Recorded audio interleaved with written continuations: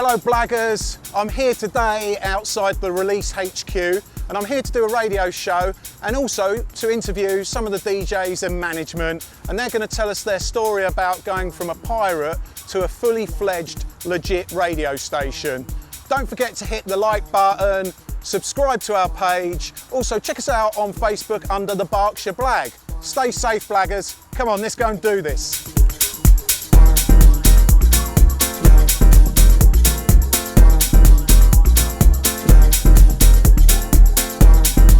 I was sitting on a balcony in Albion House, around my friend's house on the 10th floor, and we discovered this pirate station.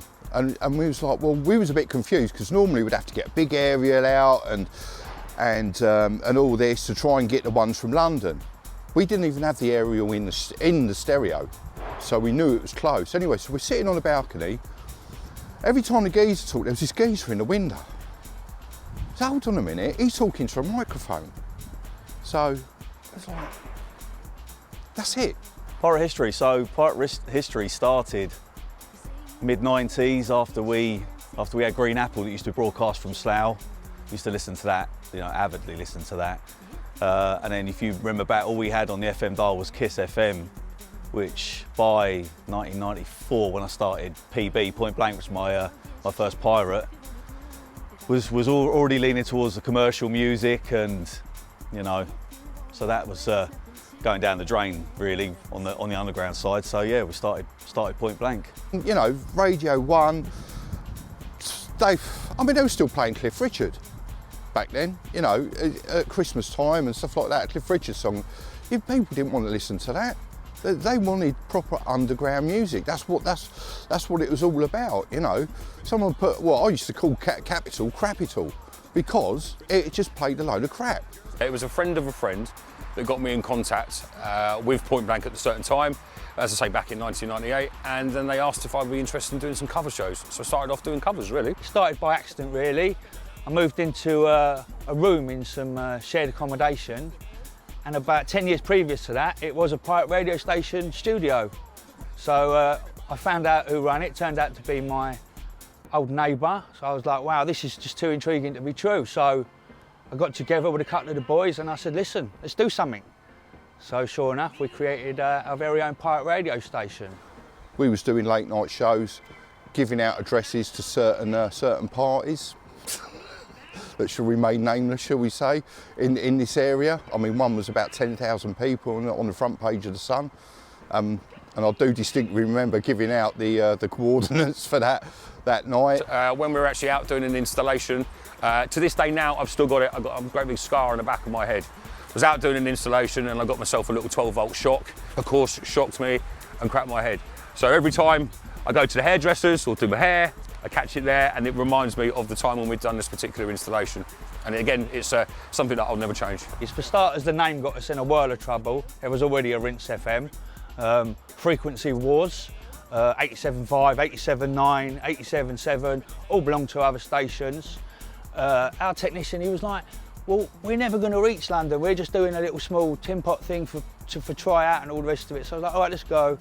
Anyway, the first weekend, we had calls from Shine FM, whose frequency we was on, who was like, oh, you better move and all this, and we was like, oh, crikey, that's it, game over for us.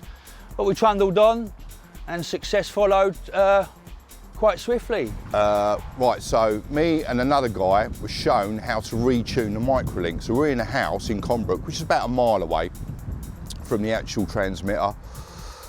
There was a little bit of interference, so this guy has decided that he was going to retune the link.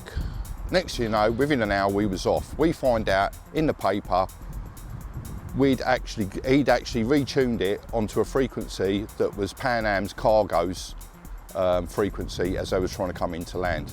So obviously we had to come off. Our rigs used to sprog all over the place. We would come on and off the dial. We would hit other stations, BBC Radio 2. We would go over the 108. We was hitting airport air traffic control. That was our big one. Middle of the night, rig went off. We're all like, oh, what was it, rig thieves or DTI or what? Turns out it was DTI, police, fire brigade and airport authorities. we was interfering with air traffic control. We even made it to the Sun newspaper. We got a little bit up in on page 7. Pirate radio station interferes. Anyway, we get up there in the morning. My God, the door, the fire door that we had so much trouble getting by to put our rigs up on the other side of, annihilated. The fire brigade had just hacked it to bits to get in to take our rig down because we was causing so much mayhem, but we didn't know. Sussex Place, that's where they actually done a studio raid. I was in the next room. I wasn't actually in the studio, so they couldn't actually prove anything, which was quite interesting in itself, you know, because they're saying, well, who was on the decks? It's funny how your name's quite similar to the guy that was on, and I was like, well, I'm in here, so you know. So yeah, we had a fair share of DTI takedowns, and that was the big one at the end as well. But in between that, we had many rig wars as well. Rig thieves come took our rigs. We believed it to be other stations, so we went and took their rigs. We heard stories of them coming to look for us, shooters in hand and all of that. I don't know how true it was, I didn't see any of it. But yeah, it dragged on for a little while. People was a little bit fret, people would stop coming up and playing. I mean, there was only 7 or 8 of us on the actual station. We were just so keen. We was up, I remember doing like 10-hour stints. Forget what he did, I was doing that in '98, mate. Don't worry about that, 10-hour stints all day long, drum and bass. I just smashed it up, I loved it. I loved the buzz. And from there, one day, it all went tits up. DTI come, police come, took us off. It was funny, really. It was funny at the time. I was stoned. Am I allowed to say that? I was stoned. I was stoned. Me and Remedy was just sitting there buzzing, listening to the station on. I won't say who the studio was because she'd probably get in a lot of trouble from the housing people about that because we annihilated that place. But actually, they must know. Obviously, they know. They had a fucking key, for fuck's sake. Anyway, we were sitting down on the sofa, me and Remedy chatting. We had this new boy up. MC Blue, Jamie B. I just seen him a few years ago at a mate's funeral. Anyway, he was MCing, he was only 15 at the time, bless him. Me and Remedy sitting down having a smoke, listening to the tunes. Kevin Johnson, Magic Johnson was on the decks. Anyway, we were sitting here in the studio. We had the big patio there, and we could see the block because we used to use the microwave link and it had to be in direct line of sight and all the rest of it. I'm sure you've heard all the stories before. Anyway, it was a nice sunny day, haze all across the sky. We're sitting there, the rig went off. Ah, fucking hell. So gets to get on the phone to our technician. Dan's jumped up, he's gone over to the balcony, he's having a look. He's like, I can't see anybody up there or anything like that. And anyway, goes to go into the studio and I heard a key coming in the door. So I've gone up to the spy hole like that. Oh, Bill, with a key to our studio, I couldn't believe it. I was like, shit. Anyway, the door swung open. I've stepped back against the wall like that. The door's come in front of me like that. I'm now standing there like this. DTI come running in, police come running. I'm thinking, hurry up so I can swift out the door like this. Anyway, he slammed the door and I'm just standing there. I didn't know whether to laugh, cry or what. Anyway, it just, panic kicked in. Police DTI running in all the rooms. Stay where you are, giving it all of that. Anyway, they sat us down. They pulled all the plugs out of the wall. Started pulling wires out, it was soul destroying, you know. See him do that after everything we built up. I mean, don't get me wrong, it was a tin pot sound. We had a shed in the room, in the flat, right? It was like a fucking bass box. It had no windows, but we had to keep everyone from bumping into the DJ one way or another. So we had this shed, we built it in the studio. They come in and they're sitting there scratching their heads thinking, what are these guys on? This fucking wooden shed in the studio, all our equipment laced up in there on the table and all that. Sofa down there, just piles of wires everywhere because the studio was a mess like that. Anyway, started pulling all the stuff out. Consider yourself off air and all that. They're shouting at us. Anyway, I'm like, the panic's, you know, slowly going away now. They're not really doing anything. Do you know what I mean? It's just all shouting and intimidation. In the end, they leave. We leave. They didn't arrest us or nothing like that. Court date. Had to go to court. £400 fine. I think I only paid about 30 quid of that and they never chased me up about that either. We as a station now, far more professional. You're not looking over your shoulder. You're not wondering if anything's going to go wrong. If it does go wrong, it's managed by us. So we know how to put it right. We don't have anyone potentially coming knocking on our door.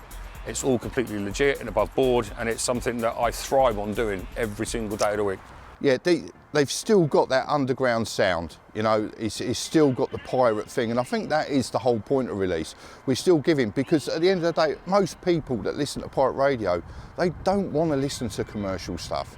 They don't want to listen to all that chit chat. They want the music. They want that underground music that other stations are not supplying, and that's what we try and do.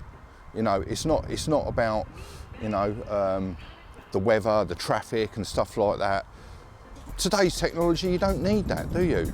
Getting the licence over the line wasn't too difficult, given that the thing with DAB is you kind of tell Ofcom what you want to do rather than you sort of applying for a licence or going through the process of trying to get an FM licence and then having to do the news and all that kind of business.